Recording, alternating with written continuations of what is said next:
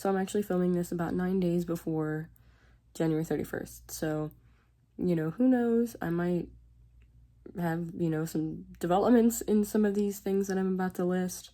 It could go in either way. It could be, you know, a backslide. It could be some success. But I want to film this right now because I definitely did want to try and, you know, do all of Vlogmas, and this is my way of getting it out on time, you know, filming a little bit early, nothing wrong with that. But all of these things are true, and I anticipate within a little over a week it'll still be true. Like I said, you know, who knows? Something could change in like 2 days, something can change in like 2 minutes, and you know, it might change one of the things on the list that I have, but I think, you know, I'll still feel this way by the 31st, or the 30th. I think I'm gonna post this on the 30th. Anyway, this is just, you know, 25 things that happened to me in 2025, or things that I've learned in 2025, and I didn't settle on either one of those because, well, one, it would have been hard to, you know, come up with, well, 25 things that happened to me, or 25 things that I learned. I bet if I, like, sat down, I could come up with that, but I thought it was fine, you know, to actually just do them both together, because things happen to you, and you learn things. They all kind of go hand in hand, and I, you know, found a way to include some of each in this video. Something that's, you know, affected pretty much my whole year, you know, because it happened at the beginning of the year, around, like, early February. I was diagnosed with diabetes, type 2 diabetes. Bittersweet, obviously, because I'm, like, still young. I just turned 30, like, a few days ago. Kind of a double-edged sword, because getting diagnosed younger, obviously, means there's, you know, damage done to my body when I'm younger, but it also makes it easier to, like, you can't get rid of the disease, but you can have, like, a better outcome, and your body, like, bounces back quicker. So, definitely really scary at first, but I have a good, you know, group of people around me. Definitely difficult, you know, my relationship with food changed, but I did get my numbers to, like, a really good spot. I was really surprised, actually, because I think I technically got it to remission if my, like, A1C was accurate. It wasn't even, like, pre-diabetic level. I do need to work on more consistent eating again, because I kind of, like, backtracked on that and let, you know, other things take over my life, but I am hoping to be better with that, but not, like, too crazy to the point where I'm, like, stressing myself out. The other big thing that happened to me this year was I moved out on my own. I had wanted to do it, you know, but just had other stuff that kind of, like, prevented me, and I took the plunge. An opportunity came to me, and I did it, and, you know, there's good and bad, but I'm just trying to take it in stride. I paid off some debt that I had. That was definitely freeing. It's not like I had, like, a huge amount, but still, like, knowing that you have your money and it's your money and you don't owe any money to anyone, that's a great feeling.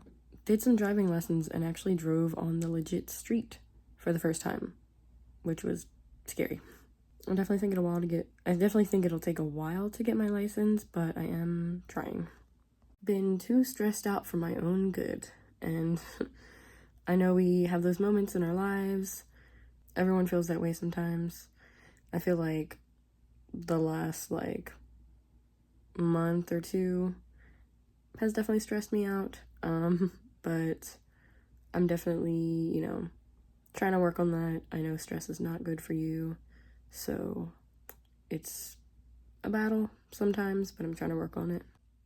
And on a similar note, overthought way too much for my own good, and sometimes you kind of forget, like, other people feel this way too, just because the thoughts are, like, taking over your head so much, like, all day. Sometimes it seems like you're focusing on something, but a lot of other people are feeling that same way. I became scared, you know, for a lot of different things in my life, and I feel like definitely, like, earlier in the year, and then the past, like, couple of months have been, like, the big concentrations of when, like, things have, like, really culminated and, you know, given me a lot of stress and made me kind of scared over things.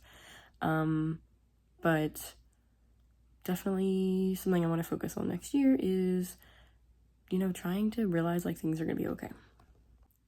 Finally told my anxiety, like, please shut up, because when you step back and you're like, no, there's like a logical explanation for this, you're just overthinking, you know, obviously that it's harder said than done, and I'm trying to work on that and like not overthink and, you know, try to not have it control my life. I felt lonely at times. Definitely moving out on my own has made me feel more of that. I'm surprised that I didn't feel that way as much like right away. Like I thought I would be like super super lonely, and sometimes it was just nice to like have my own space where I could just do whatever I wanted. Obviously it's still nice to have that sometimes, but I do like miss my like family and having them just be like a room away or like downstairs or something. Like you definitely do feel it when you're alone just with all your crap and all your thoughts. Especially like me, if you know, lived with your family your whole life until you were almost 30 years old. But that has also made me realize, like, I definitely need to prioritize seeing people in my life, like, whether that's family or friends. My parents don't live that far away, so I've definitely been able to, like, visit them more often than I thought I would. Like, I'm going out for walks more often. Sometimes just to see them, sometimes just to go on walks, but I definitely do want to start seeing them more often, even though, like, I see them all the time, but, like, spending more time with them, for like the whole day or just a couple hours, you know, just making sure I get to see them. And then I definitely talk on the phone with them a bunch, which is good because I do want to stay in contact with them, of course. I do like talking to my mom a lot, and we can just have a conversation and like say nothing, or I could be like doing the dishes and she's watching like some dumb Hallmark movie or something. So yeah, definitely, you know, have been making it a priority also to keep in contact with family and like friends and stuff like that, because they're definitely important to me. I'm continuing with, you know, relationships. Some of my relationships have been tested. That includes family, that includes friends, that includes coworkers. The past few months especially have like really thrown a lot at me and, you know, tested me, but it also made me reflect and, you know, evaluate and look and say, like, I need to work on this. Maybe I didn't react in the best way. I need to consider other people more. But another thing that happened was in some of that like badness, because I have good people around me, some of those relationships were actually strengthened as well. Part of that was, you know, just me looking back and trying to reflect and say, okay, that person wasn't wrong to feel this way. I'm not necessarily wrong to feel the way that I felt either, but, you know, there's some improvements that need to be made, and luckily I've realized that, and I'm going to definitely try to implement those more in the future. Tried dating again. I don't really have much experience, so it was a little scary going into it, but like it kind of went not how I was expecting it. And I don't know, like if I want to ever like get more into detail about that on here. It's definitely an ongoing process, and I do not have all the answers because I think everyone knows dating can be difficult, can be very challenging sometimes, and my friends have definitely heard me rant way too much about it. But I mean, I can't say much more, but at the moment, like, my dating life is, let's just say I'm currently involved in it, and it is a journey. Next one is that I've felt alone, you know, not just like I mentioned before, like physically, but emotionally as well. And I've gotten really like vulnerable with myself at times. And when you live alone, those feelings magnify pretty easily. So I've definitely had to like sit with the uncomfortable thoughts, you know, by myself, and thought like, can my neighbor downstairs like hear that I'm crying? And I've like had to sit with those uncomfortable emotional feelings like a bit too much lately. But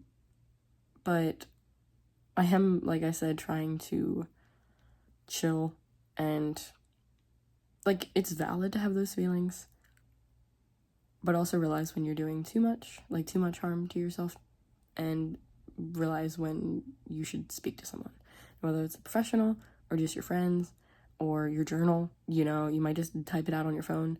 That definitely helps, because I definitely was having some struggles recently, and I was kind of like afraid to share that with people sometimes.